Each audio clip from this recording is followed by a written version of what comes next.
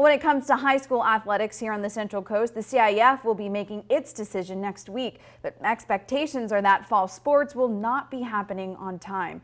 KSBY's Rob Schiff is live in Arroyo Grande with more on potential changes coming to that sports schedule. Rob? Megan, we won't know the CIF's plan until Monday. That's when they're expected to release their full athletic schedule for the calendar year. But I spoke to a lot of coaches, athletic directors.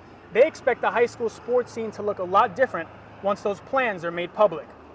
As of now, athletes on the Central Coast are stuck playing the waiting game. That's until the CIF makes its official decision next week on how the sports landscape will look over the next calendar year. But Arroyo Grande Athletic Director Stephen Field says his expectation is that athletes will have to keep on waiting. At this point in time, it's definitely safe to say that fall sports are not going to be operating under the circumstance, in the way that we're used to. With I think most of our districts at the moment, and more to follow, I'm sure, moving to virtual learning. I just don't see how it's going to be a possibility to get started on time. So far, both the Lucia Mar Unified District and the San Luis Coastal Unified District have committed to distance learning for the fall. So Field says when it comes to these schools, it could be a while before we see any games on the Central Coast. What I fully anticipate to happen on Monday is for CIF to announce that they're going to have move all 3 seasons, fall, winter, and spring season, into the second semester. That decision would have football, girls volleyball, water polo, all starting in January,